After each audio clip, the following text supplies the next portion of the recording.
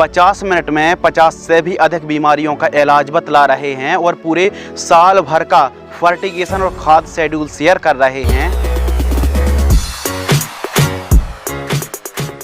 अभी टमाटर के भाव 150 रुपये प्रति किलोग्राम से भी ऊपर चल रहे हैं, तो बरसाती टमाटर की खेती करके काफ़ी अच्छा प्रॉफिट मिल सकता है।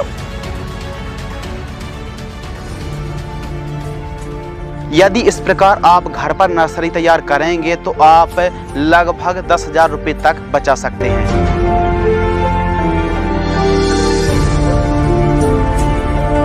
टमाटर की बंधाई करने से सबसे बड़ा फायदा ये होता है कि 80% से भी अधिक आपको ज़्यादा उत्पादन और 80% से भी अधिक लाभ देखने के लिए मिलता है।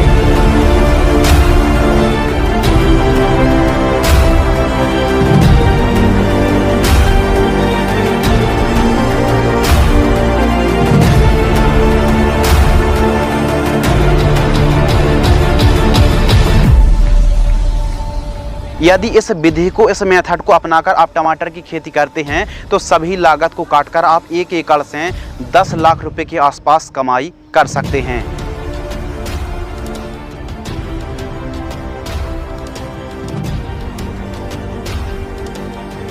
यदि आप टमाटर की खेती से 100 टन के आसपास उत्पादन निकालना चाहते हैं तो इन पोषक तत्व, इन खादों की पूर्ति जरूर करनी पड़ेगी।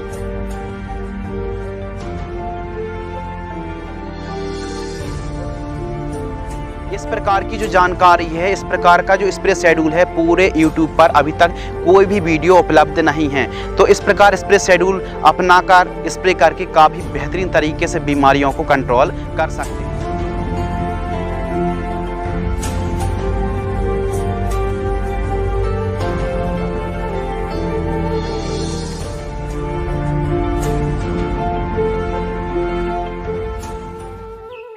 हेलो दोस्तों, नमस्कार। आज की इस वीडियो के माध्यम से आपको बतलाएंगे बरसाती टमाटर की उन्नत खेती। टमाटर की जो किस्में हैं, जो खेती है, आधुनिक तरीके से कैसे आप टमाटर की खेती कर सकते हैं। आधुनिक किस्में और लगभग 80 से लेके 100 टन 1 एकड़ में पैदावार निकालने के लिए जो कौन सी खाद, कौन सी न्यूट्रिएंट बेस्ड खादों को देना चाहिए, ऑर्गेनिक तरीके से कैसे आपको टमाटर की खेती करना चाहिए, और जो स्प्रे हैं, क्योंकि टमाटर की फसल पर काफ़ी बीमारी आती हैं, रोग डिजीज़ आते हैं, तो उनके लिए कौन सी टेक्निकल्स का आपको स्प्रे करना पड़ेगा जो कि सस्ते हों, बेहतरीन रिजल्ट के लिए आपको कौन सी ज़रूरी काम करने चाहिए। 1 एकड़ में लागत, लाभ, मुनाफा, नेट प्रॉफिट के साथ साथ कैसे आपको नर्सरी तैयार करनी है। 6-7 किस्मों के बारे में बतलाएंगे जो कि हाइब्रिड किस्में होंगी, अच्छा उत्पादन देने वाली किस्मों में से एक होंगी। कितनी दूरी पर आपको लगाना चाहिए, और यदि आप भी वैगनर हैं या फिर टमाटर की खेती करने की सोच रहे हैं या फिर कर रहे हैं, तो कैसे आधुनिक तरीके से आप आधुनिक मशीनों को इस्तेमाल करके और जो भी ज़रूरी काम है आधुनिक तरीके से खेती जब आप करते हैं तो कौन कौन सी समस्याएं आ सकती हैं, उनका सही इस्तेमाल, उनका उपाय, निवारण, रोकथाम के साथ साथ संपूर्ण जानकारी इस वीडियो के माध्यम से आपको शेयर करने वाले हैं। आज की इस वीडियो के माध्यम से डिटेल में बताएंगे टोमेटो फार्मिंग, टमाटर की सफल खेती। चलिए दोस्तों, वीडियो लंबी हो सकती है लेकिन डिटेल में स्टेप बाय स्टेप गाइड करने वाले हैं, तो चलिए वीडियो को शुरू करते हैं। और सबसे पहले बात करते हैं उन्नतशील किस्में। अब यह कौन सी किस्में हैं? ये वैरायटी हैं हाइब्रिड किस्में। तो क्रम वाइज बताएंगे। नंबर 7 अर्का रक्षक F बनाती है, ये भी काफ़ी बढ़िया वैरायटी है। नंबर 6 नॉनहेम्स की US 2853 जो वैरायटी है, हाइब्रिड टमाटर है, 550 रुपये से 600 रुपये के आसपास कीमत देखने के लिए मिलती है। इसके अलावा दोस्तों बात करते हैं नंबर 5 सिजेंटा कंपनी की साहुटियो 3251 जैसी किस्म को लगा सकते हैं। फल का वजन 75 से लेके 90 ग्राम होता है। 10 ग्राम सीड्स की कीमत 700 से 800 रुपये और प्रति एकड़ सीड्स 40 से 60 ग्राम लगेगा। फर्स्ट तोड़ाई साहू की 60 से 65 दिन में और एक पौधे से 15 से 20 किलो फल आप निकाल सकते हैं। नंबर 4 जो चौथी किस्म है सिजेंटा कंपनी की हिम सोना, जो कि 10 ग्राम की जो सीड्स की कीमत है 650 से 700 रुपये। पहली तोड़ाई 62 से 65 दिन और सभी राज्यों पर आप हिम सोना को लगा सकते हैं। इसके अलावा नंबर 3 ईस्ट वेस्ट की EW 825 हाइब्रिड किस्म है, इसको भी आप लगा सकते हैं। इसके अलावा नंबर 2 नामधारी सीड्स की NS 962 F1 के नाम से आती है। 10 ग्राम सीड्स की कीमत 450 से 500 रुपये। और जो NS 962 है और NS 4266 दोनों में से कोई एक किस्म को आप लगा सकते हैं। 962 से बेस्ट है 4266 NS की। इसके अलावा नंबर 1 जो सबसे बढ़िया किस्म है सेमिनीज कंपनी की अभिलाष F1 सबसे सुंदर हाइब्रिड किस्म है। थोड़ा सा लेट शुरू होती है लेकिन सबसे ज़्यादा हार्वेस्टिंग इसी किस्म से मिलती है। इसके अलावा सबसे ज़्यादा टिकाऊ फल भी इसी किस्म के होते हैं। इस वैरायटी पर यानी सेमिनीज कंपनी की जो अभिलाष हाइब्रिड वैरायटी है इसमें एक देसी टच आता है। तो एक प्रकार से हाइब्रिड भी है लेकिन देसी टच आता, स्वाद आता है। इसके अलावा 50 से लेकर 80 टन कम से कम उत्पादन देखने के लिए मिलता है और 10 ग्राम सीड्स की कीमत 550 से 600 रुपये के आसपास हमको देखने के लिए मिलती है। पहली तोड़ाई अन्य किस्मों की 60 दिन में शुरू हो जाती है लेकिन इस किस्म की जो हार्वेस्टिंग है 65 से 70 दिन के आसपास की वैरायटी होती है, फसल होती है, तो हार्वेस्टिंग के लिए तैयार हो जाती है। तो इस वीडियो के माध्यम से जो हमने आपको वैरायटी के नाम बतलाए हैं, हाइब्रिड वैरायटी हैं, सभी राज्यों पर आप खेती कर सकते हैं, सभी प्रकार की सॉइल पर खेती कर सकते हैं। और दूसरी बात, इनका उत्पादन, उपज, प्रोडक्शन अन्य किस्मों से अच्छा है। प्लस इनकी खासियत ये है कि इन किस्मों में रोग बीमारी का प्रकोप कम देखने के लिए मिलता है। तो बरसात पर आप खेती कर रहे हैं तो यह वीडियो काफ़ी ज़्यादा इन्फॉर्मेटिव हो सकती है। तो टमाटर की खेती आप कैसे सफलतम तरीके से खेती कर सकते हैं तो वीडियो पर बने रहिए। इन किस्मों को आप यदि बरसात पर टमाटर की खेती कर रहे हैं तो इन किस्मों को लगाकर बेहतरीन लाभ निकाल सकते हैं।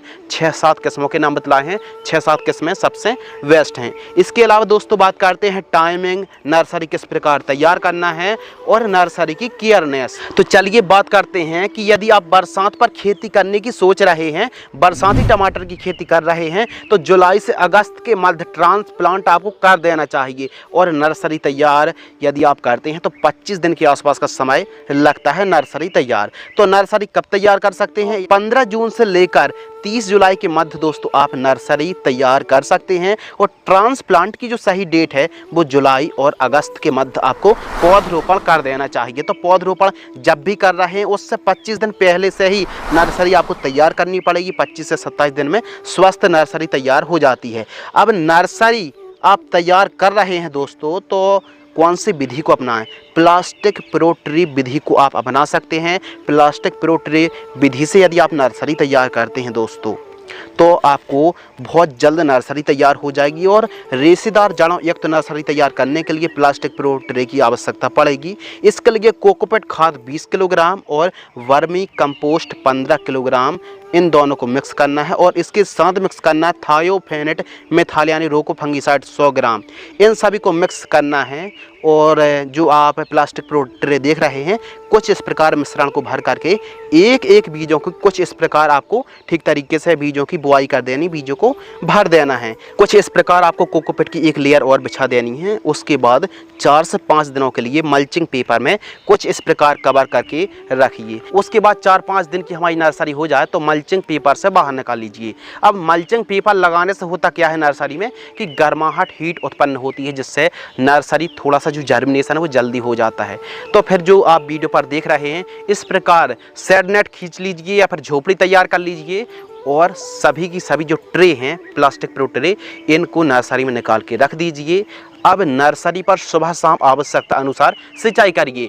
अब देखिए नर्सरी जब आप तैयार कर रहे हैं तो लीफ माइनर, एफिड जैसे सफ़ेद मक्खी का प्रकोप देखने के लिए मिल सकता है। तो इसके लिए दोस्तों आपको एक काम करना है कि स्प्रे करना पड़ेगा नर्सरी में, जैसे लीफ माइनर, सफ़ेद मक्खी, जैसेड, लीफ माइनर, इनके लिए स्टार्टिंग पर नीम ऑयल का स्प्रे कर सकते हैं। इसको आपको 2 ml प्रति लीटर की दर से स्प्रे कर सकते हैं। या फिर स्टिकी ट्रैप लगा दीजिए, पीला और नीला ट्रैप जरूर लगा दीजिए। और इंसेक्ट की समस्या है तो इमीडाक्लोप्रिड 17.8% जो आती है 1 ml प्रति लीटर की दर से स्प्रे आपको कर देना चाहिए। या फिर थार्मोथोक्सोम जो 25 से 30% वाला आता है 0.5 ग्राम प्रति लीटर की दर से स्प्रे करेंगे। तो नर्सरी पर फ़ायदा क्या होगा कि नर्सरी जब तक स्वस्थ नहीं रहेगी तब तक पीलापन है, डिजीज़ का प्रकोप है, बीमारी का प्रकोप है, तो फिर उसकी बढ़वार अच्छी नहीं होगी और पौधरोपण करने के बाद चाल पौधा ठीक तरीके से नहीं पकड़ पाएगा। तो इस प्रकार यदि स्वस्थ जो कि आप वीडियो पर देख रहे हैं, इस प्रकार सिंचाई करें, स्प्रे करें और 25 से 27 दिन में, अधिकतम 27 दिन में स्वस्थ नर्सरी आप घर में तैयार कर सकते हैं। ज़्यादा समस्या नहीं आती, ईजिली आप घर पर ही नर्सरी तैयार करें, खर्च से बचेंगे और अपने हिसाब से, अपने मन मुताबिक अपने हिसाब से नर्सरी तैयार कर सकते हैं। इस वीडियो के माध्यम से दोस्तों शाखाओं वाले टमाटर की खेती कैसे की जाती है, यदि आप टमाटर की बंधाई करते हैं बम्बू विधि से, यदि आप मंडप विधि से खेती करते हैं दोस्तों, तो जो परंपरागत तरीके की तुलना पर जो खेती से उत्पादन है, प्रोडक्शन है, वो कम से कम 4 से 8 गुना ज़्यादा प्रोडक्शन देखने के लिए मिलेगा और 7-8 महीने बड़े आराम से फसल चलने वाली है। तो टमाटर की बंधाई किस प्रकार करना है वीडियो पर आगे शेयर करने वाले हैं, तो वीडियो पर बने रहिए। टाइमिंग हो गया है। इसके अलावा दोस्तों हमने बात करी कैसे नर्सरी तैयार कर सकते हैं, नर्सरी का प्रोटेक्शन कैसे कर सकते हैं। अब बात करते हैं खेत तैयार। तो टमाटर की खेती वैसे तो सभी प्रकार की भूमि पर आप खेती कर सकते हैं, लेकिन एक अच्छा उत्पादन के लिए जो सॉइल है, जो भूमि है, जो हल्की भूमि होती है दोस्तों, उस भूमि पर या फिर लाल भूमि है या फिर वाटर होल्डिंग कैपेसिटी जिस सॉइल की कम होती है, वहाँ टमाटर की जो फसल है ईजिली ग्रो हो जाती है और हल्की भूमि पर भी काफ़ी अच्छा उत्पादन देखने के लिए मिलता है। लाल भूमि है या फिर आपकी सॉइल जो है दोस्तों उसमें फेरस की मात्रा अच्छी है, तो ऐसे खेतों पर, ऐसी भूमि पर यदि आप टमाटर की खेती करते हैं तो काफ़ी अच्छा उत्पादन देखने के लिए मिलेगा। लेकिन इसका मतलब ये नहीं कि काली भूमि है, काली दोमट है, भारी भूमि है, ऐसी सॉइल पर भी आप टमाटर की खेती सफलतम तरीके से कर सकते हैं। लेकिन जो काली भूमि होती है, काली दोमट भूमि होती है, उन पर विल्ट की समस्या थोड़ा ज़्यादा देखने के लिए मिलती है। फिर विल्ट की समस्या, फंगस की समस्या थोड़ी ज़्यादा आती है। तो यदि भारी भूमि है आपकी तो थोड़ा सा टमाटर की फसल पर केयर ज़्यादा करनी पड़ेगी। तो खेत की तैयारी किस प्रकार करना है, तो देखिए मानसून आगमन से पहले ही खेत की तैयारी शुरू करा लेना चाहिए यदि आप बरसाती खेती कर रहे हैं तो इसके लिए गहराई में चलने वाले जैसे कल्टीवेटर है, दक फेट या फिर तोता हल से प्लोइंग कराइए, 1 से 2 जुताई करा लीजिए, पाटा लगाकर खेत को समतल करा लीजिए और कल्टीवेटर के बाद रोटावेटर से मिट्टी को ठीक तरीके से भुरभुरी कर लीजिए। तो सभी राज्यों पर दोस्तों आप टमाटर की खेती कर सकते हैं। मृदा की जो पीएच वैल्यू है 5.5 से 7.5 तक चल जाती है। अधिक है जो मृदा की पीएच वैल्यू वो 7.5-8 से अधिक है, तो इसके लिए हम आपको सजेस्ट करेंगे कि यदि आप बड़े लेवल पर टमाटर की खेती कर रहे हैं तो सॉइल टेस्ट जरूर करा लीजिए। मिट्टी की जाँच, मृदा परीक्षण कराने से आपको ये पता चल जाएगा कि आपके खेतों पर कौन कौन से पोषक तत्वों की कमी है, कौन से पोषक तत्वों की मात्रा में बहुत ज़्यादा कमी है, कौन से पोषक तत्व अच्छे हैं, तो उस हिसाब से बेसल डोज आपको लेना पड़ेगा। यदि आपकी सॉइल की जो पीएच वैल्यू 7.5-8 से अधिक है तो फिर डीएपी नहीं एसएसपी का इस्तेमाल करना चाहिए, यानी सस्ते पर सल्फर पूर्ति करना चाहते हैं तो जिप्सम 50 किलोग्राम 1 एकड़ में जब बेड तैयार कर रहे हैं, खेत तैयार कर रहे हो, तो उस समय दोस्तों आपको इस्तेमाल करना चाहिए। इसके अलावा वापसा कंडीशन अच्छी हो तो हमको खेती किस प्रकार करनी चाहिए, जहां पर आप टमाटर की खेती कर रहे हैं तारबंदी होना जरूरी है, ग्रीन नेट खिंचवा लीजिए, साफ सफाई बनाए रखें, उत्तम जल निकास का प्रबंध होना बहुत ज़्यादा जरूरी है बरसात के दिनों पर यदि आप खेती कर रहे हैं तो। इसके लिए जो टेम्परेचर है इस फसल के लिए 15 से नीचे नहीं जाना चाहिए, जो डिग्री सेल्सियस टेम्परेचर है 15 से नीचे न जाए और 40 से यदि ऊपर जाएगा तो फ्लावरिंग सेट नहीं होंगे और भी कई प्रकार की सनबर्निंग की समस्या आ सकती है। तो 15 से नीचे जाएगा और 40 से ऊपर जाएगा तो इस फसल पर थोड़ा सा रिस्क होता है, ठीक तरीके से फ्रूटिंग फ्लावर सेट नहीं हो पाते हैं। तो इस प्रकार खेत की आपको तैयारी करा लेना चाहिए। देखिए दोस्तों बेड विधि से आप खेती करें तो बेड विधि से आप खेती कर रहे हैं तो इसके लिए दोस्तों बहुत ज़्यादा ज़रूरी है कि बेड किस प्रकार तैयार करें। बेड 2 तरीके से तैयार होते हैं, यदि आप गर्मियों पर खेती कर रहे हैं या फिर आप बरसात पर खेती कर रहे हैं। तो यदि आप गर्मियों पर खेती कर रहे हैं टमाटर की तो बेड को दोस्तों आप ज़्यादा ऊंचाई नहीं बल्कि ज़्यादा चौड़ाई रखें, और यदि वहीं आप बरसात पर टमाटर की खेती कर रहे हैं तो बेड की चौड़ाई ज़्यादा नहीं बल्कि ऊंचाई ज़्यादा रखें। यह एक फैक्ट है। किसी अगली वीडियो के माध्यम से इस टॉपिक पर बात करेंगे कि चौड़ी और सकड़ी बेड बनाने से क्या फ़ायदा होता है। इससे दोस्तों उत्पादन बढ़ता है। यदि आप बरसाती टमाटर की खेती कर रहे हैं तो बेड चौड़ी नहीं बल्कि ऊंचाई वाली बनाइए, यानी चौड़ाई थोड़ी कम और ऊंचाई ज़्यादा रखना चाहिए। बेड मेकर या फिर बेड राइजर से आपको बेड तैयार कराना चाहिए। तो दोस्तों बेड की जो आपको चौड़ाई रखनी है वो 3 फीट रखनी है, बेड से बेड की दूरी 2.5 फीट और बेड की ऊंचाई तकरीबन 1 से 1.5 फीट रखनी चाहिए। सेंटर से सेंटर की जो दूरी है, बीच से बीच यानी जो सेंटर से सेंटर की जो दूरी है उसका डिस्टेंस 5 फीट रखना चाहिए। टपक सिंचाई से आप खेती कर रहे हैं यानी आधुनिक तरीके से आप खेती कर रहे हैं तो ड्रिप लगाइए। ड्रिप लगाने से सिंचाई करने में आसानी होगी, खाद देने में आसानी होगी। तो 16 mm इनलाइन ड्रिप को आप लगवा लीजिए। मल्चिंग पेपर दोस्तों आप लगवाएं, ऊपर से सिल्वर और नीचे से ब्लैक वाला सिल्वर जो मल्चिंग पेपर आता है उसको लगाइए। मल्चिंग पेपर आप लगाइए 30 माइक्रोन का मल्चिंग पेपर सबसे बेस्ट है टमाटर की फसल पर, क्योंकि यह 7-8 महीने बड़े आराम से चल जाती है यदि आप व्यवस्थित तरीके से टमाटर की खेती करते हैं। और जब भी आप टमाटर की खेती कर रहे हैं दोस्तों तो खेत के चारों साइड और बीच बीच में मैरीगोल्ड के प्लांट से गेंदे की चारों साइड लाइन लगा दीजिए। इससे इंसेक्ट का प्रकोप पहले गेंदे पर होगा। इससे पता चलेगा कि कैसे आपकी फसल पर कौन कौन से कीटों का प्रकोप होने वाला है। तो इन बातों को ध्यान रखें। साफ सफाई, जितनी ज़्यादा टमाटर की फसल पर साफ सफाई रखेंगे उतना ही बेहतरीन रिजल्ट देखने के लिए मिलेगा।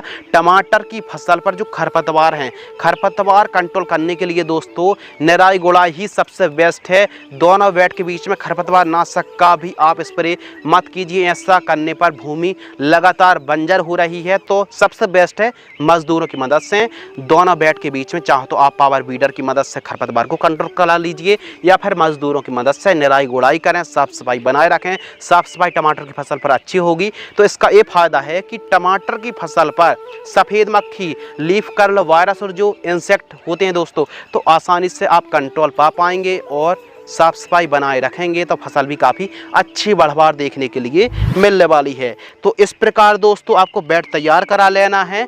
और रोपण किस प्रकार करना है, तो रोपण यानी प्लांटेशन किस प्रकार करना है, इससे भी ज़्यादा ज़रूरी है कि प्लांटेशन से पहले कौन से ज़रूरी काम करने चाहिए। जब भी दोस्तों आप प्लांटेशन कर रहे हैं तो जो आपकी टमाटर की नर्सरी है वहाँ पर आप डेलीगेट 15 लीटर पानी में 15 से 20 ml डेलीगेट ले लीजिए और एक फंगिसाइड चाहे यूपीएल की साफ ले लीजिए। 15 लीटर पानी 50 ग्राम एक स्प्रे कर दीजिए आप नर्सरी पर।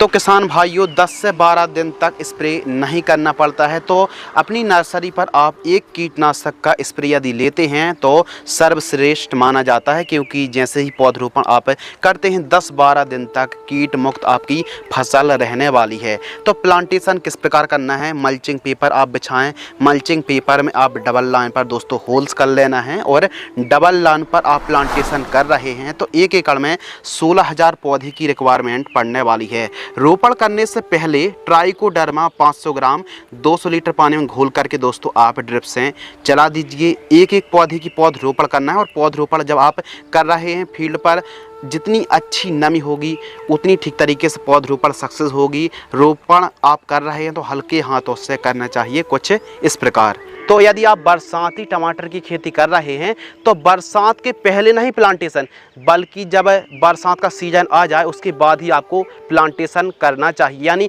गर्मियों के दिनों पर प्लांटेशन यदि आप कर देते हैं तो प्रॉब्लम क्रिएट होती है। इसीलिए बरसाती टमाटर की खेती कर रहे हैं तो जो हमने टाइमिंग बतलाया है वही टाइमिंग सबसे बेस्ट है। बाकी तो आप 12 महीने टमाटर की खेती कर सकते हैं।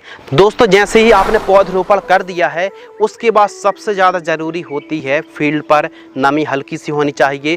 पौधे की फसल की फील्ड की केयरनेस यदि आप करेंगे तो पौधा अच्छी बढ़वार लेगा। इसके लिए दोस्तों ज़रूरी है कि हमारी जो टमाटर की फसल है इस पर दोस्तों ड्रिंचिंग करना बहुत ज़्यादा ज़रूरी है। फर्स्ट जो ड्रिंचिंग है दोस्तों पौधरोपण से हमारी टमाटर की फसल 2 से 3 दिन के आसपास की होती है तो 200 लीटर आपको पानी लेना है। इसके साथ एनपीके घुलनशील खाद 19-19-19 आपको लेना है दोस्तों 1 किलोग्राम। ह्यूमिक एसिड दोस्तों आपको लेना है 500 ग्राम और माइक्रो न्यूट्रिएंट फर्टिलाइजर्स आपको लेना है 500 ग्राम। 200 लीटर पानी घोल करके प्रति पौधा जो घोल है दोस्तों 50 ml से 100 ml की दर से आपको ड्रिंचिंग करना चाहिए। सेकेंड ड्रिंचिंग 6 से 7 दिन के आसपास की फसल होती है। 200 लीटर पानी लेना है। कॉपर ऑक्सी क्लोराइड दोस्तों आपको 500 ग्राम लेना है और 1261 आपको लेना है 1 से 1.5 किलोग्राम। 200 लीटर पानी में घोल करके ड्रिंचिंग कर दीजिए। सेकेंड ड्रिंचिंग में आप चाहें तो 500 ग्राम सिलिकॉन पाउडर मिलाकर भी ड्रिंचिंग करेंगे तो जड़ों का अच्छा विकास होगा, पौधा अच्छे से बढ़वा लेगा। तो आप अपनी टमाटर की फसल पर यह 2 ड्रेंचिंग को फॉलो करते हैं तो पौधे की काफ़ी अच्छी बढ़वार देखने के लिए मिलने वाली है। तो इस प्रकार आपको केयरनेस रखना चाहिए। सिंचाई यानी इरिगेशन के ऊपर दोस्तों बात करते हैं तो टमाटर की फसल पर बहुत ज़्यादा ज़रूरी है इरिगेशन। तो देखिए, यदि आपकी सॉइल, क्योंकि सिंचाई डिपेंड करती है भूमि पर, यदि भूमि हल्की है तो थोड़ा जल्दी सिंचाई, और वहीं ब्लैक सॉइल है, काली दोमट भूमि है, तो फिर क्योंकि आपकी जो सॉइल है वो ज़्यादा दिन तक पानी को स्टोर करके रखेगी, यानी ज़्यादा दिनों तक पानी को पकड़ के रखेगी, तो ज़्यादा सिंचाई करने से भी फसल में पीलापन की समस्या आती है, नेमाटोड्स की समस्या आती है, और न जाने कई प्रकार के जो फंगस हैं, फफूंदी जनित फंगस का प्रकोप देखने के लिए मिलता है। इसके अलावा विल्ट की समस्या भी देखने के लिए मिलती है। तो टमाटर की फसल पर जो सिंचाई है दोस्तों, वो आपको आवश्यकता अनुसार हल्की कम सिंचाई करिए। भले आप 2 से 3 दिन का अंतर रखें, लेकिन जो सिंचाई है वो आवश्यकता अनुसार हल्की सिंचाई करनी चाहिए। हल्की सिंचाई करने से उत्पादन बढ़ता है। और यदि आप ड्रिप से खेती कर रहे हैं, बरसात यदि थोड़ा सा कम हो रही है तो ऑब्जर्वेशन करें, और ड्रिप से 2 से 3 दिनों का अंतर रखना चाहिए। और 2-3 दिन का अंतराल बहुत बेस्ट है। ड्रिप से खेती कर रहे हैं तो 2 दिन का अंतर रख के आप 2 घंटे यदि सिंचाई करेंगे तो बेहतरीन तरीके से वाटर मैनेजमेंट को सुधार के रख पाएंगे। तो सिंचाई पर आपको विशेष ध्यान रखना चाहिए। प्रति एकड़ सीड्स के ऊपर दोस्तों बात करते हैं, और 1 एकड़ में कितने पौधे लगाना चाहिए, और जब पौधरोपण आप कर रहे हो तो कितना डिस्टेंस रखना चाहिए, और जब आप बेड तैयार कर रहे हो दोस्तों तो उस समय कौन सी खाद यानी बेसल डोज के ऊपर भी दोस्तों बात करते हैं। सबसे पहले बात करते हैं प्रति एकड़ सीड्स। यदि आप बरसाती टमाटर की खेती कर रहे हैं तो 40 से 60 ग्राम सीड्स की रिक्वायरमेंट पड़ेगी। और 1 एकड़ में पौधरोपण आप डबल लाइन पर पौधरोपण कर रहे हैं, और पौधे से पौधे की दूरी 2 फीट रख रहे हैं, और एक बेड पर डबल लाइन जिग पौधरोपण कर रहे हैं। और लाइन से लाइन की जो दूरी है दोस्तों, एक बेड से दूसरे बेड की जो दूरी, सेंटर की दूरी 4.5 से 5 फीट रख रहे हैं, तो आपको 16,000 प्लांट्स की रिक्वायरमेंट पड़ने वाली है 1 एकड़ में। अब जब आप बेड तैयार कर रहे हो तो उस समय बेसल डोज पर कौन सी खाद देना जरूरी है। बेसल डोज जो दोस्तों खादें होती हैं, यदि हम प्राइमरी न्यूट्रिएंट खादों की पूर्ति करते हैं तो हमारी फसल की जो बढ़वार है वो काफ़ी अच्छी होती है। लेकिन इससे भी ज़्यादा ज़रूरी है कि बेसल डोज से पहले हम समझ लें कि हमारी मिट्टी पर कौन से पोषक तत्वों की कमी है, उस हिसाब से बेसल डोज हम तैयार करें। तो यह केवल एक स्टैंडर्ड बेसल डोज है। तो बेसल डोज पर यदि थोड़ी हल्की भूमि है, कमज़ोर सॉइल है, तो 4 ट्रॉली गोबर की खाद लेनी है, 5 क्विंटल सरसों की खली, 150 kilogram SSP single super phosphate उर्वरक खाद, 5 किलोग्राम से 10 किलोग्राम रिजेंट, और 25 किलोग्राम MOP के साथ साथ 3 किलोग्राम बोरेक्स पाउडर को आप मिक्स करना है। इन सभी को ठीक तरीके से मिक्स करके जब बेड आप तैयार कर रहे हैं, बेड के ऊपर देकर बेड तैयार कुछ इस प्रकार दोस्तों आपको करानी चाहिए। टमाटर की खेती सिंगल और डबल लाइन दोनों तरीके से प्लांटेशन आप कर सकते हैं। यदि आप दोस्तों बरसात पर टमाटर की खेती कर रहे हैं तो अच्छा उत्पादन के लिए डबल लाइन पर, एक बेड पर डबल लाइन पर दोस्तों पौधरोपण करें, बेहतरीन लाभ देखने के लिए मिलने वाला है। टमाटर की बंधाई के ऊपर दोस्तों बात करते हैं तो यदि आप परंपरागत तरीके की तुलना पर टमाटर की बंधाई करते हैं तो पैदावार तो अच्छी होगी ही दोस्तों, लेकिन यदि आप परंपरागत तरीके से खेती करते हैं और बरसात पर जो टमाटर के पौधे हैं वो ऐसे ही पड़े रहते हैं, उनकी बंधाई नहीं करते हैं, तो उतना अच्छा उत्पादन आपको मिल ही नहीं सकता, चाहो आप स्प्रे करें। तो इसके लिए टमाटर की बंधाई करें। जो वैरायटी के नाम बतलाए हैं, इनकी ऊंचाई 5 से 6 फीट के आसपास तक जाती है। तो टमाटर की बंधाई किस प्रकार करना चाहिए, कौन सी आवश्यक सामग्री, इस वीडियो के माध्यम से आपको संपूर्ण जानकारी दोस्तों शेयर करने वाले हैं। तो टमाटर की बंधाई करेंगे तो लंबे समय तक फसल चल पाएगी और लगभग आप 70 से लेके 100 टन 1 एकड़ से पैदावार निकाल सकते हैं। तो टमाटर की किस प्रकार बंधाई करनी है बांस विधि से, तो वीडियो पर बने रहिए। चलिए हम बात करते हैं दोस्तों टमाटर की जो बंधाई है। यदि आप टमाटर की बंधाई करने की सोच रहे हैं तो कौन सी सामग्री लगेगी। टमाटर की बंधाई करने से पहले, पौधरोपण करने से पहले कुछ सामग्री होना पहले ही बहुत ज़्यादा ज़रूरी है, जैसे बांस के टुकड़े। 10 फीट ऊंचाई वाले बांस के टुकड़ों की आवश्यकता पड़ेगी, जो कि बहुत ज़्यादा मजबूत होना बहुत ज़्यादा ज़रूरी है। लगभग 1700 से 1800 बांस के टुकड़ों की आवश्यकता पड़ेगी। इसके अलावा पैड वायर की आवश्यकता पड़ेगी। लगभग 20 किलोग्राम से लेकर 40 किलोग्राम पैड वायर की आवश्यकता अनुसार ज़रूरत पड़ने वाली है। इसके अलावा बंधाई के लिए सुतली की आवश्यकता पड़ने वाली है। 3 लेयर पर बंधाई की जाती है। तो किस प्रकार आपको बंधाई करना, इस प्रकार आवश्यक सामग्री की जरूरत पड़ेगी। तो बंधाई किस प्रकार करना है, जब पौधरोपण से हमारी फसल दोस्तों और जानकारी प्रति एकड़ की दर से शेयर कर रहे हैं। और दोस्तों 1 हेक्टेयर पर 2.5 एकड़ होते हैं। तो जानकारी बीघा के हिसाब से नहीं बल्कि एकड़ के हिसाब से संपूर्ण जानकारी शेयर करेंगे। तो दोस्तों टमाटर की बंधाई किस प्रकार करना है, जब पौधरोपण से हमारी टमाटर की फसल 15 से 20 दिन के आसपास की हो जाए तो आवश्यक सामग्री पहले से ही आपको अरेंजमेंट कर लेना है। जैसे बांस के टुकड़े, ऐसा नहीं कि बंधाई के लिए हमारी फसल तैयार है फिर बांस के टुकड़े मार्केट में मिल नहीं रहे, तो इसलिए पहले अरेंज कर लीजिए। उसके बाद बांस से बांस की जो दूरी है दोस्तों 15 फीट आपको रखना है और डबल लाइन पर आपको बांसों को गड़ाना चाहिए। इसके अलावा बांस से बांस की जो दूरी है वो 2 फीट और यदि लंबाई बात करें तो बांस से बांस की दूरी 15 फीट रखनी चाहिए। कुछ इस प्रकार दोस्तों आड़े पर कैंची पर बांस को लगा दीजिए। उसके बाद एक लेयर जो बेड है उससे 2.5 फीट ऊपर एक लेयर खींचनी है और बंधाई कुछ इस प्रकार करना है कि जो लेफ्ट साइड का पौधा है वो राइट साइड की रस्सी में और राइट साइड का पौधा लेफ्ट साइड की रस्सी में कुछ इस प्रकार बांधते हुए आपको ठीक तरीके से बंधाई करना चाहिए। इसके अलावा सेकंड लेयर दूसरी लेयर से तीसरी जो लेयर है दोस्तों 2-2 2.5 फीट का अंतर रख के प्रॉपर बंधाई करते रहना चाहिए। यानी जो टमाटर की बंधाई है पैड वायर लीजिए, क्योंकि दोस्तों जो पैड वायर है वो 5-7 साल बड़े आराम से चल जाता है। तार यदि आप इस्तेमाल करेंगे तो जंग लगने की समस्या रहती है, पैड वायर सबसे बेस्ट है। तो इस प्रकार दोस्तों आप प्रॉपर बंधाई करेंगे तो टमाटर की जो बढ़वार है वो काफ़ी अच्छी होगी। अब जैसे जैसे टमाटर की जो शाखाएँ हैं इस साइड उस साइड रहती हैं तो उनको ठीक तरीके से बंधाई करके 3 लेयर पर आप वीडियो देखकर भी समझ सकते हैं कि किस प्रकार बंधाई की जा रही है। बंधाई करना बहुत ज़्यादा ज़रूरी है और हल्के हाथों से आप बंधाई करना चाहिए और जितनी आप कड़कनेस कुछ इस प्रकार बंधाई करेंगे जितनी आप बांसों में मजबूती होगी, क्योंकि मंडप गिरना नहीं चाहिए। तो इस प्रकार मंडप को ठीक तरीके से आपको मजबूती देना चाहिए और जैसे जैसे पौधा वृद्धि करता जाता है टमाटर की लगभग दोस्तों 8 से 10 बंधाई की जाती है। तो दोस्तों जो टमाटर की बंधाई है जैसे जैसे पौधा विकास करेगा उस हिसाब से आपको बंधाई करनी है, पहली बात। दूसरी बात, जब आप सुतली से बंधाई कर रहे हैं तो सुतली को 2.5 से 3 फीट लंबाई वाली जो बिंडल आप देख रहे हैं कुछ इस प्रकार 25-30 किलो का बिंडल आता है, इसको कटिंग करके ठीक तरीके से बंधाई करिए। और बंधाई करने के बाद फिर दूसरी जो बंधाई है 15 से 20 दिन का अंतर रखना चाहिए और पौधा जैसे वृद्धि करता जाता है विकास करता जाता है उस हिसाब से दोस्तों आपको बंधाई करनी चाहिए। तो वीडियो पर देख करके आप समझ सकते हैं कि 15-20 दिन के आसपास की फसल होती है, 1-1.5 फीट का पौधा होता है तो बंधाई शुरू कर देना चाहिए। इस प्रकार दोस्तों आपको बंधाई करनी चाहिए जो कि वीडियो पर देख रहे हैं। ये था बंधाई का पूरा शेड्यूल। बंधाई करने से आपको पता है कि स्प्रे करने में हार्वेस्टिंग करने में बहुत ज़्यादा आसानी हो जाती है, फसल सिस्टमिक रहती है, व्यवस्थित रहती है। तो ये था पूरा पैटर्न बंधाई का। अब दोस्तों बात करते हैं स्प्रे शेड्यूल। अब टमाटर की फसल पर कुछ चुनिंदा बीमारियों में से काफ़ी ऐसी बीमारी घातक बीमारी है जो कि टमाटर की फसल को पूरी तरह चौपट बर्बाद कर सकती है, खासकर लेट ब्लाइट, अर्ली ब्लाइट और फ्यूजेरियम बिल्ट की जो समस्या है दोस्तों, यह ऐसी समस्या है, यह एक ऐसी रेयर बीमारी है जिनका यदि हम समय रहते कंट्रोल नहीं करेंगे, क्योंकि टमाटर पर कई बीमारी आती हैं।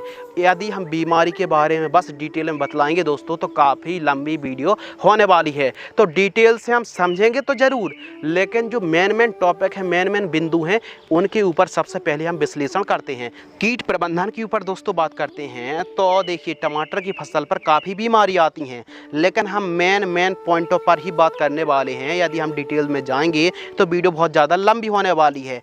तो टमाटर की फसल पर कौन कौन सी बीमारी, घातक बीमारी है, उनके बारे में हम डिटेल से समझते हैं। तो प्रमुख रूप से जो फल छेदक है यानी फ्रूट बोरर की समस्या देखने के लिए मिलती है, वाइट फ्लाई यानी सफ़ेद मक्खी आता है, फ्यूजेरियम बिल्ट है, ब्लैक थ्रिप्स है, येलो थ्रिप्स का प्रकोप देखने के लिए मिलता है, टूटा एब्सोल्यूटा का प्रकोप देखने के लिए मिलता है जो कि अभी अभी काफ़ी बढ़ रहा है, माइट्स कौन सी, येलो और रेड्स दोनों मकड़ी का प्रकोप देखने के लिए मिलता है। इसके अलावा दोस्तों एफिड है, जैसेड है, तंबाकू इल्ली है, लीफ माइनर और नेमेटोड्स के साथ साथ प्रमुख रूप से late blight, early blight, powdery mildew, फल फूल ड्रॉप की समस्या आती है, क्रैकिंग की समस्या आती है, टमाटर के फल फटने लगते हैं और लीफ स्पॉट के साथ साथ दोस्तों आपको बतला दें कि जो लीफ माइनर है ये काफ़ी ज़्यादा परेशान करता है।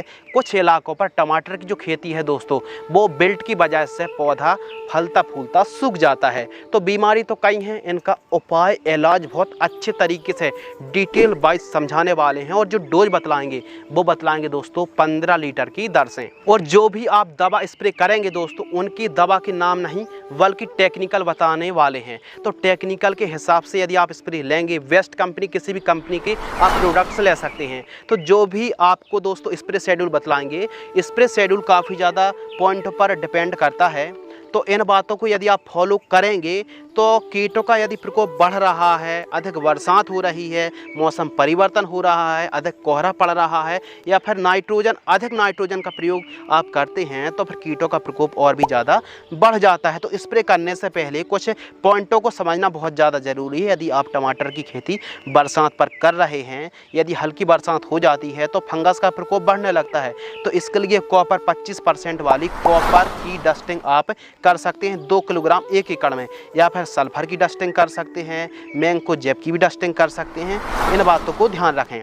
इसके अलावा दोस्तों यदि आप कमेंट करते हैं काफ़ी किसान भाई कि हमने स्प्रे किया है अभी और बरसात हो गई, तो यदि आपने स्प्रे किया है सिस्टमिक फंगीसाइड या फिर सिस्टमिक इंसेक्टिसाइड का और दोस्तों 2 घंटे से लगभग 2 घंटे के आसपास का समय हो गया है तो उसके रिजल्ट मिल जाएंगे। और फ्लावरिंग स्टेज पर लिक्विड फंगीसाइड लिक्विड इंसेक्टिसाइड का स्प्रे करेंगे तो अच्छे रिजल्ट देखने के लिए मिलेंगे। खासकर यदि फ्लावरिंग स्टेज पर पाउडर फॉर्म वाली फंगीसाइड का स्प्रे करेंगे तो समस्या आ सकती दोस्तों फ्लावरिंग ड्रॉपनेस की समस्या आ सकती है। तो इसीलिए फ्लावरिंग स्टेज पर लिक्विड फंगीसाइड का यदि आप स्प्रे करेंगे तो बेहतरीन तरीके से आपको रिजल्ट देखने के लिए मिलने वाला है। तो इन बातों को ध्यान आपको रखना है। यदि मौसम में परिवर्तन देखने के लिए कुछ ज़्यादा मिलता है या फिर अधिक बरसात होती है, पौधा ट्रेस में जाता है, तो इससे दोस्तों हो सकता है कि फंगस डिजीज़ का प्रकोप बढ़ जाए। तो इसके लिए आपको आवश्यकता अनुसार ऑब्जर्वेशन करना है और आवश्यकता अनुसार स्प्रे शेड्यूल चलाना चाहिए। अब ज़रूरी नहीं है कि जो हम आपको स्प्रे शेड्यूल बतला रहे हैं पूरा का पूरा फॉलो करें, बल्कि यदि आप लॉजिक लगाकर अनुभव लगाकर यदि आप खेती करेंगे, स्प्रे शेड्यूल चलाएंगे दोस्तों, और स्टार्टिंग पर हल्के टेक्निकल्स को ही चलाना चाहिए। यदि इन बातों को फॉलो करेंगे तो जो आपका खर्च है वो काफ़ी हद तक कम होने वाला है। तो लॉजिक लगाकर अनुभव लगाकर और ऑब्जर्वेशन करके कौन से कीट का प्रकोप है उस हिसाब से यदि आप स्प्रे शेड्यूल चलाएंगे तो बेहतरीन तरीके से आपकी टमाटर की फसल पर लगने वाली बीमारी रोग डिजीज से आसानी से कंट्रोल मिलने वाला है। तो आइए दोस्तों बात करते हैं फर्स्ट स्प्रे के बारे में। वो जो जानकारी बतलाएंगे वो ट्रांसप्लांट से पौधरोपण से ही दिन हम काउंट करने वाले हैं। तो जो फर्स्ट स्प्रे है 15 से 20 दिन के आसपास की फसल होती है तो मैंकोजेब किसी भी कंपनी का ले लीजिए, मैंकोजेब 75% WP फंगीसाइड 40 ग्राम लेना है और इमीडा क्लोरोप्रिड 17.8% SL 10 ml और सिलिकॉन बेस चिपको स्टिकर 5 ml 15 लीटर पानी घोल करके स्प्रे कर दीजिए। अब फर्स्ट स्प्रे पर मैंकोजेब और इमीडा क्लोरोप्रिड ही क्यों? क्योंकि स्टार्टिंग पर हल्के फुल्के फंगस का प्रकोप देखने के लिए मिलता है और हल्के फुल्के कीटों का प्रकोप देखने के लिए मिल सकता है। तो प्रिवेंटिव में मैंकोजेब और इमीडा क्लोरोप्रिड के साथ साथ सिलिकॉन चिपको मिलाकर स्प्रे कर रहे हैं ताकि बरसात हो जाने के बाद भी रिजल्ट अच्छे मिले। ये था फर्स्ट स्प्रे। अब सेकंड स्प्रे के ऊपर दोस्तों बात करते हैं तो 30 से 35 दिन के आसपास की फसल होती है तो प्रोपिनेब 70% WP फंगीसाइड आपको 40 ग्राम लेना है। अब यह एंट्राकॉल पर भी आसानी से यह टेक्निकल मिल जाता है। तो आपको 40 ग्राम प्रोपिनेब लेना है। इसके साथ थाइमोथॉक्सोम 25% WG इंसेक्टिसाइड 10 ग्राम और किसी अच्छी कंपनी का हाइड्रोलाइजिस प्रोटीन अमीनो एसिड और प्लांट माइक्रोन्यूट्रिएंट एलिमेंट्स युक्त टॉनिक जो कि मार्केट में आयशा एग्रो की रैपिग्रो के नाम से मिलती है 30 ml, इन तीनों को मिक्स करके स्प्रे करें। अब रैपिग्रो स्प्रे करने से क्या फ़ायदा है? इससे दोस्तों जब हमारी फसल 30-35 दिन की होती है तो पीलापन है, बढ़वा ठीक तरीके से नहीं होती है, पौधे पर एक अच्छा से प्रोटीन मिल जाए, एक अच्छे से बढ़वा ले, तो इसके लिए रैपिग्रो थोड़ा ज़रूरी है। तो इसका स्प्रे कर दीजिए 15 लीटर की दर। थर्ड स्प्रे 45 से 50 दिन के आसपास की होती है तो कॉपर ऑक्सीक्लोराइड क्यों? क्योंकि 45-50 दिन के आसपास की फसल होती है तो लेट ब्लाइट और जो अर्ली ब्लाइट है हल्का फुल्का प्रकोप हो सकता है। तो कॉपर ऑक्सीक्लोराइड 50% WP वाली 40 ग्राम लेना है जो कि फंगस के साथ साथ लीफ स्पॉट को कंट्रोल करेगी। और इसके साथ स्ट्रेप्टोसाइक्लिन सल्फेट 90% और टेट्रासाइक्लिन हाइड्रोक्लोराइड 10% WP एंटीबायोटिक 2 ग्राम लेना है और एमामेक्टिन वेंजॉइट। क्योंकि लीफ माइनर का प्रकोप हल्का फुल्का हो सकता है, तो एमामेक्टिन वेंजॉइट 5% SG 10 ग्राम 15 लीटर पानी में घोल करके स्प्रे करना चाहिए। फोर्थ स्प्रे जब 60 से 70 दिन के आसपास की ट्रांसप्लांट से फसल होती है दोस्तों, तो डाईमेथोमॉर्फ 20.27% और एमेटोट्राडेन जो कि 27% SC फॉर्म में आती है, यह एक फंगीसाइड है, 40 ml लेना है दोस्तों। और नूवालोरॉन 5.25% और इंडोक्साकार्ब 4.5% SC 30 ml लेना है। और इसके साथ एक plant growth regulator alpha naphthyl acetic acid 4.5% SL 5 ml 15 litre पानी घोल करके स्प्रे करें। वहीं पांचवा जो स्प्रे है, फिफ्थ स्प्रे पर 85 से 90 दिन की फसल होती है, तो स्पाइरोटेट्रामेड 11.1% और इमिडाक्लोप्रिड 11.1% SC जैसे बायर कंपनी की मोमेंटो एनर्जी आती है 25 ml लेना है। क्योंकि 50 से 90 दिन के आसपास की फसल होती है, तो इल्ली के साथ साथ रस चूसक कीटों का प्रकोप देखने के लिए मिलता है। और डुपॉन्ट की कर्जट M8 इसको आपको जैसे इसमें टेक्निकल साइमोक्सिनिल 8% और मैंकोजेब 64% WP फंगिसाइड 60 ग्राम लेना है। और इसके साथ स्ट्रेप्टोसाइक्लिन सल्फेट 2 ग्राम 15 लीटर पानी घोल करके स्प्रे करना चाहिए। जो भी आप स्प्रे ले रहे हैं, स्ट्रेप्टोसाइक्लिन सल्फेट लेने से बहुत अच्छे रिजल्ट देखने के लिए मिलते हैं, एक एंटीबायोटिक है। छठवा जो स्प्रे है दोस्तों, प्रोपरजाइड 57% EC 40 ml लेना, जैसे धानुका की ओमाइट्स आती है, मीटीसाइड है, मकड़ीनाशक है। और इसके साथ थायोफेनेट मिथाइल 70% WP फंगिसाइड 40 ग्राम लेना है। और इसके साथ सिलिकॉन पाउडर 50 ग्राम 15 लीटर पानी में घोल करके स्प्रे करना चाहिए। सातवां स्प्रे 120 से 130 दिन के मध्य है। इस समय आपको एक अच्छी इंसेक्टिसाइड जैसे संयंत्र नीलीप्रोल 10.26% OD फॉर्म में आती है 24 ml लेना है, जैसे कि FMC की बेनबिया के नाम से आती है। और इसके साथ दोस्तों डाईमेथोमॉर्फ प्लस एटोट्राडेन जो कि फंगिसाइड आती है 40 ml 15 लीटर पानी में घोल करके स्प्रे करना चाहिए।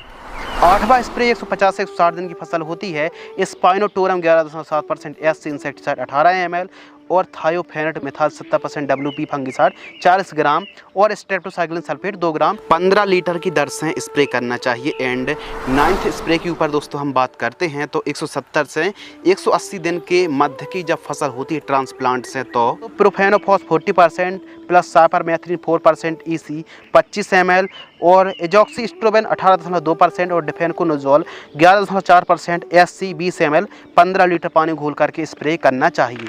एवं दोस्तों जो 10वां स्प्रे है 195 से 200 दिन के आसपास की फसल होती है, तो इस समय आपको जो स्प्रे करना है दोस्तों, सायाजोफामाइड 34.5% 8 ml लेना है, जैसे UPL कंपनी की रनमैन के नाम से आती है। और इसके साथ एसिटामिप्रिड 20% SP 10 ग्राम और सिलिकॉन पाउडर 50 ग्राम 15 लीटर पानी में घोल करके स्प्रे करना चाहिए। तो इस हिसाब से दोस्तों आवश्यकता अनुसार यदि आप स्प्रे शेड्यूल चलाते हैं तो बेहतरीन लाभ देखने के लिए मिलने वाला है। तो दोस्तों इस हिसाब से आपको आवश्यकता अनुसार स्प्रे शेड्यूल चलाना चाहिए। अब टमाटर की फसल पर ज़्यादा स्प्रे ना करना पड़े, तो इसके लिए स्टार्टिंग पर दोस्तों खेत के चारों साइड आपको गेंद की लाइन लगा देना है। इसके अलावा ग्रीन नेट खिंचवा लीजिए और स्टिकी ट्रैप जो नीला और पीला स्टिकी ट्रैप आता है 1 एकड़ में 20 फीट सफिशेंट है। इस प्रकार जो वीडियो पर आप देख रहे हैं स्टिकी ट्रैप लगा लीजिए।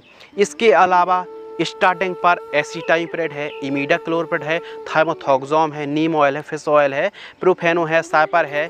इनका यदि आप स्प्रे करेंगे तो ज़्यादा स्प्रे आपको नहीं करना पड़ेगा।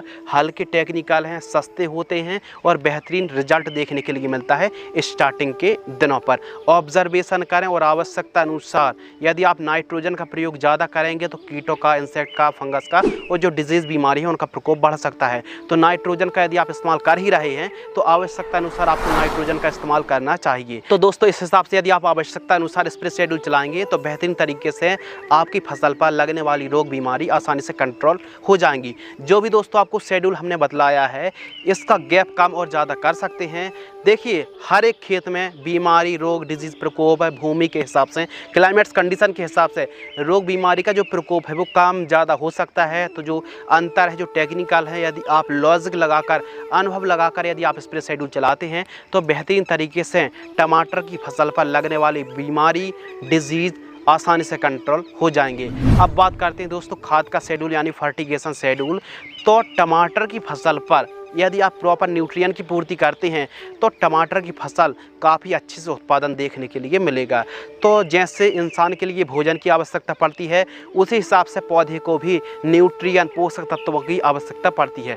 तो कैसे आवश्यकता अनुसार पोषक तत्वों की हमको पूर्ति करना चाहिए, कब कौन सी खाद देनी चाहिए। यदि दोस्तों आप साधारण तरीके से खेती कर रहे हैं तो उसका शेड्यूल अलग है, और यदि आप ड्रिप से टपक सिंचाई से खेती कर रहे हैं तो फर्टिगेशन शेड्यूल अलग है। तो देखिए दोस्तों, हम खाद देने से पहले कुछ समझते हैं बेसिक बातें। यदि आप ऑर्गेनिक तरीके से भी खेती कर रहे हैं, यदि आप रासायनिक तरीके से भी टोमेटो फार्मिंग कर रहे हैं तो कैसे फर्टिगेशन शेड्यूल चला सकते हैं, इस वीडियो के माध्यम से समझते हैं। सबसे पहले समझते हैं यदि आप ऑर्गेनिक तरीके से खेती कर रहे हैं तो सरसों की खली है, गोबर की खाद है, वर्मी कंपोस्ट है और जीवामृत जैसे आप ऑर्गेनिक कंपोनेंट्स तो आप इस्तेमाल कर सकते हैं। राइजोबियम है, गन्ने का गुड़ है, इसके अलावा ह्यूमिक एसिड है, नीम ऑयल है।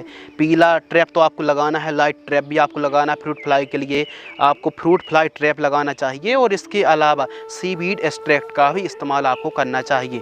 इसके अलावा NPK का बैक्टीरिया इस्तेमाल करना है, PSB का बैक्टीरिया है, इसके अलावा KSB का बैक्टीरिया आपको इस्तेमाल करना चाहिए। और मुर्गी की खाद सबसे पावरफुल खाद है यदि आप ऑर्गेनिक तरीके से खेती कर रहे हैं, तो इस बात का आपको ध्यान रखना चाहिए। वेस्ट डीकम्पोजर भी इस्तेमाल करना चाहिए, और ऑर्गेनिक के लिए जीवामृत है जो घर में बना सकते हैं, पंचगव्य है, नीमास्त्र है और ब्रह्मास्त्र जैसी आप ऑर्गेनिक तरीके से जो गौमूत्र और जो ऑर्गेनिक कंपोनेंट्स से मिलकर तैयार होते हैं होममेड, आप जीवामृत को घर पर बना सकते हैं, इस्तेमाल कर सकते हैं। आवश्यकता अनुसार आप इस्तेमाल करेंगे ऑर्गेनिक का तो लागत कम होगी और मुनाफा बढ़ेगा। फर्टिगेशन शेड्यूल के ऊपर दोस्तों बात करें, यदि आप साधारण तरीके से खेती करते हैं तो आप इन खादों को जड़ों के पास देकर, अब जड़ों के पास मतलब जड़ों से 5 से 6 इंच दूर थोड़ा सा निराई गुड़ाई करें, उसके बाद खाद दीजिए और सिंचाई कर दीजिए। तो खाद का शेड्यूल प्रति एकड़ की दर से हैं। तो जो फर्स्ट खाद है लगभग हमारी फसल 25-30 दिन के आसपास की होती है, तो humic acid 1 kilogram, urea 10 kilogram और सूक्ष्म पोषक तत्व युक्त खाद 3 किलोग्राम। क्वांटिटी कम है क्योंकि फसल 25-30 दिन के आसपास की होती है, तो फसल छोटी होती है। प्रति एकड़ की दर से जड़ों के पास देकर सिंचाई करें। सेकंड खाद 50 से 55 दिन, थर्ड खाद 70 से 80 दिन और फोर्थ खाद दोस्तों 100 से 120 दिन के आसपास की होती है। तो फोर्थ खाद इन खादों को जड़ों के पास देकर सिंचाई करना चाहिए। फिफ्थ खाद 140 से 150 दिन और छठवीं जो खाद है 180 से 200 दिन के आसपास की फसल होती है दोस्तों। तो सल्फर 90% वाली, WDG फॉर्म में आती है 5 किलोग्राम, माइक्रो न्यूट्रिएंट 5 किलोग्राम और यूरिया खाद 40 किलोग्राम। इन तीनों को मिक्स करना है और प्रति एकड़ जड़ों के पास देकर सिंचाई करना चाहिए। तो इस हिसाब से फर्टिगेशन शेड्यूल दोस्तों आपको चलाना चाहिए। देखिए दोस्तों, ज़्यादा उत्पादन के लिए ज़्यादा ज़रूरी है इंटरनोड्स की संख्या। जितनी ज़्यादा इंटरनोड्स की संख्या दोस्तों रहेगी उतने ज़्यादा फुटाव देखने के लिए मिलेंगे, उतनी ज़्यादा ब्रांचेस देखने के लिए मिलेंगी। जब 1 फीट के अंदर यदि 6, 7, 8 से अधिक इंटरनोड्स की संख्या है तो ज़्यादा फुटाव से ज़्यादा फूल लगेंगे, ज़्यादा फल लगेंगे, तो उत्पादन बढ़ेगा। तो पौधे पर नाइट्रोजन यदि आप इस्तेमाल कर रहे हैं तो आवश्यकता अनुसार करें, क्योंकि वैसे भी बरसात के दिनों पर नाइट्रोजन बहुत ज़्यादा ईजिली पौधे को मिल जाती है क्लाइमेट कंडीशन से। तो इन बातों को ध्यान रखें। यदि पौधा ज़्यादा बढ़वा ले रहा है तो प्लांट ग्रोथ रेगुलेटर का स्प्रे कर सकते हैं, स्कोर फंगीसाइड का स्प्रे कर सकते हैं। जैसे दोस्तों घरड़ा की चमत्कार है, लेहोसिन का भी स्प्रे आप कर सकते हैं। और यदि पौधा ज़्यादा बढ़वा ले रहा है तो नाइट्रोजन को कम करके फास्फोरस, पोटेशियम की मात्रा को बढ़ा सकते हैं। तो इस हिसाब से आवश्यकता अनुसार और जानकारी के लिए दोस्तों आपको बतला दें कि फसल जब पौधरोपण आप करते हैं 0 दिन से लेके 30-35 दिन तक नाइट्रोजन की अधिक आवश्यकता पड़ती है, और जब हमारी फसल फ्लावरिंग स्टेज पर होती है तो फास्फोरस की अत्यधिक आवश्यकता पड़ती है। और वहीं जब फ्रूटिंग स्टेज पर हमारी टमाटर की फसल होती है तो पोटास युक्त खादों का इस्तेमाल करना चाहिए। बीच बीच में माइक्रो न्यूट्रिएंट है, ह्यूमिक एसिड है और सिलिकॉन पाउडर है। इन खादों का फेरस सल्फेट का इस्तेमाल करते हैं तो बेहतरीन तरीके से यदि आप फर्टिगेशन शेड्यूल चलाते हैं तो ठीक तरीके से फसल तैयार हो जाएगी, साधारण तरीके से भी। लेकिन अब बात करते हैं, यदि आप वैज्ञानिक तरीके से टपक सिंचाई से खेती कर रहे हैं, ड्रिप से खेती कर रहे हैं, तो उसके लिए जो फर्टिगेशन शेड्यूल है दोस्तों वो टपक सिंचाई के लिए वेंचुरे के माध्यम से घुलनशील खाद आपको छोड़नी पड़ेगी। जब भी हमारे किसान भाई टपक सिंचाई से ड्रिप से खाद देते हैं तो 2 से 4 दिन का अंतर रखते हैं। तो आपको लग सकता है कि जो फर्टिगेशन शेड्यूल है बहुत बड़ा है, बहुत ज़्यादा है, बल्कि आपको जानकारी के लिए बतला दें कि जब आप गेहूँ की खेती करते हैं या फिर कोई भी फसल की खेती करते हैं, खड़ी फसलों पर आप 3 से 4 बैग, यदि 4 बैग यूरिया की ही दोस्तों हम बात कर लें तो 200 किलोग्राम हो रहा है।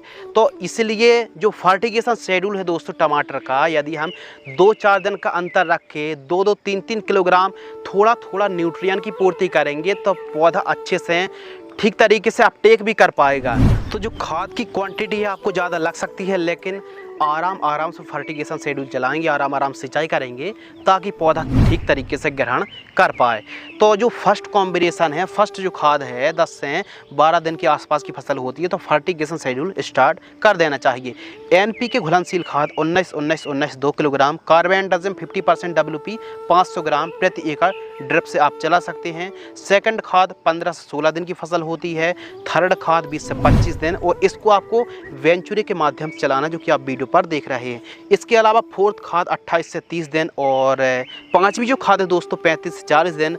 अब इसमें गन्ने का गुड़ है, यानी जो गन्ने से तैयार रहता है गुड़, यानी जिसे इंग्लिश में जैगरी कहते हैं, तो गन्ने के गुड़ से भी काफ़ी अच्छी तरीके से फ्लावरिंग सेट होते हैं। तो इनको 3 किलोग्राम क्वांटिटी आप देख रहे हैं, इनका जो दिन आप देख रहे हैं इस हिसाब से फर्टिगेशन शेड्यूल चलाना चाहिए। छठवीं खाद 42 से 45 दिन के आसपास की फसल होती है तो इन कॉम्बिनेशन को चलाइए। इसके अलावा दोस्तों 7वीं जो खाद है 50 से 55 दिन की फसल होती है। 8वीं खाद 60 से 62 दिन, 9वीं खाद 65 से 68 दिन। इसी प्रकार दोस्तों आप देख सकते हैं, वीडियो को पॉज करके भी देख सकते हैं, आवश्यकता अनुसार यदि आप वीडियो को पॉज करके देख लीजिए, आराम से देख लीजिए और फर्टिगेशन शेड्यूल इस हिसाब से दिनों का अंतर रख के आपको फर्टिगेशन शेड्यूल चलाना चाहिए। तो दोस्तों आज की इस वीडियो के माध्यम से हमने आपको फर्टिगेशन शेड्यूल पर 215 से 220 दिन तक लगभग 7 महीने तक का जो फर्टिगेशन शेड्यूल है, स्प्रे शेड्यूल है, 7 महीने तक यदि आप वैज्ञानिक तरीके से खेती करते हैं, आधुनिक तरीके से खेती करते हैं तो 7 महीने 7-8 महीने बड़े आराम से टमाटर की फसल चल जाती है। लेकिन टमाटर की बंधाई नहीं करेंगे, एकदम नॉर्मल तरीके से खेती करेंगे तो 3 से 4 महीने ही अधिकतम फसल चलने वाली है, उत्पादन भी ना के बराबर मिलने वाला है। यदि आप भी टमाटर की खेती करने की सोच रहे बरसात पर, यदि आप बंधाई करेंगे और व्यवस्थित तरीके से वैज्ञानिक तरीके से खेती करेंगे तो ही आप पैसा खर्च करें, बाकी परंपरागत तरीके में लागत लग जाएगी, मुनाफा में कुछ नहीं होने वाला है। तो इसलिए बंधाई विधि से फर्टिगेशन शेड्यूल प्रॉपर व्यवस्थित तरीके से चलाइए और मौसम के हिसाब से आपको फर्टिगेशन शेड्यूल चलाना चाहिए। अब बीच बीच में यदि पौधा बढ़वार ज़्यादा ले रहा है, क्योंकि यह जो फर्टिगेशन शेड्यूल है वो स्टैंडर्ड है, हो सकता है अलग अलग फर्टिगेशन शेड्यूल चलाना पड़े, ऊपर नीचे जो भी खाद है पोषक तत्व है उनको कम ज़्यादा करना पड़े। तो अपने खेत के हिसाब से जो आपने फसल तैयार कर रहे हैं टमाटर की, तो आवश्यकता अनुसार फर्टिगेशन शेड्यूल चलाना चाहिए। यदि पौधा बढ़वार ज़्यादा ले रहा है तो नाइट्रोजन को आपको कम ही रखना है, उसकी जगह आप एक काम कर सकते हैं, फास्फोरस, पोटासियम और ह्यूमिक एसिड का इस्तेमाल जरूर करना चाहिए, फेरस सल्फेट का इस्तेमाल करें तो आवश्यकता अनुसार फर्टिगेशन शेड्यूल चलाना चाहिए।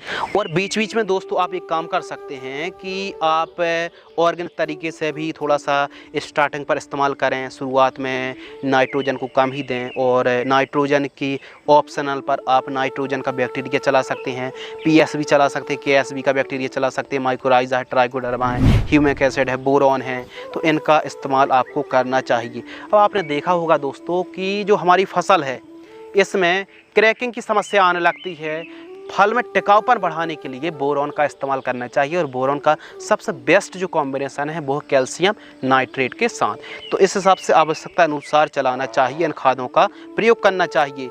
लेकिन दोस्तों आपको इससे भी जो बढ़कर जो जानकारी है वो ये है कि टमाटर की यदि आप खेती कर रहे हैं तो बिल्ट की समस्या आती है, इसका उपाय बतलाइए। तो देखिए सबसे पहले तो रेजिस्टेंस वैरायटी लगानी है, पहली बात। दूसरी बात, बरसात के दिनों पर आप खेती कर रहे हैं तो बेड की ऊंचाई जितनी ज़्यादा हो सके उतनी ऊंची आप करा सकते हैं, 1 फीट 1.5 फीट सफिशिएंट है।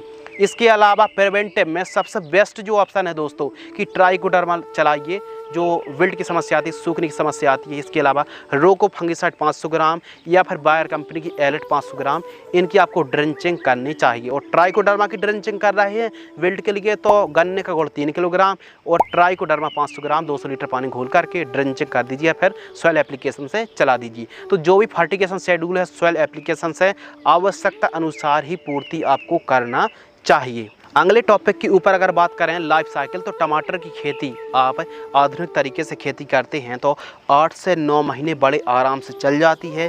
प्रथम तुड़ाई फर्स्ट हार्वेस्टिंग 65 दिन के आसपास की फसल होती है तो हार्वेस्टिंग के लिए तैयार हो जाती है। बाजार भाव के ऊपर दोस्तों बात करते हैं तो हमारे किसान भाइयों को अभी तो जो रेट हैं 150 से भी पार हो गए हैं, 150 रुपये प्रति किलोग्राम। और कभी कभी सीजन आता है कि 150 रुपये में कैरेट भी नहीं जाती, लेकिन एक एवरेज अगर बात करें हमारे किसान भाइयों को थोक रेट 15 रुपये से लेकर 20 रुपये के मध्य का रेट मिल जाता है। अभी दोस्तों टमाटर का जो रेट है नज़दीकी मंडियों पर आपके आसपास क्या रेट चल रहा है कमेंट सेक्शन में ज़रूर बताइएगा। तो 15 से 20 रुपये केजी का ही रेट हम एवरेज मानने वाले हैं।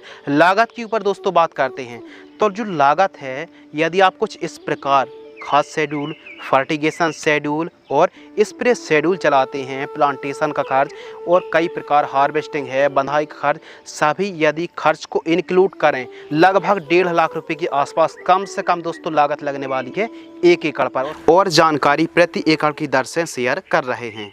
इस प्रकार यदि आप खेती करेंगे तो ये मान लीजिए 80 से 90 टन आपको 1 एकड़ में पैदावार मिलने वाली है। 80 से 90 टन। मुनाफा के ऊपर दोस्तों बात करते हैं तो जो मुनाफा है 20 रुपये का रेट मान लेते हैं, यानी 2000 रुपये कुंटल। और हमने तो आपको दोस्तों 90 टन बताया है, हम 60 टन यानी 600 कुंटल ही एवरेज मान लेते हैं। तो 2000 में दोस्तों यदि हम 600 का इंटू कर देंगे तो 12 लाख रुपये के आसपास हमारा मुनाफा आ गया।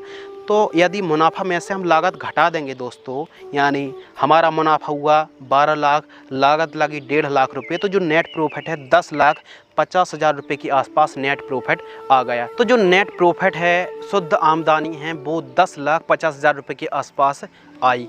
अब यदि दोस्तों उत्पादन थोड़ा घटता भी है, रेट कम भी मिलता है, तो अभी आप ये मान लीजिए 1 एकड़ से टमाटर की खेती करने पर 8 से 10 लाख रुपए बड़े आराम से ईजिली तरीके से कमाई कर सकते हैं, बशर्ते आधुनिक तरीके से यदि आप टमाटर की खेती करेंगे तो बेहतरीन आपको लाभ मिलेगा।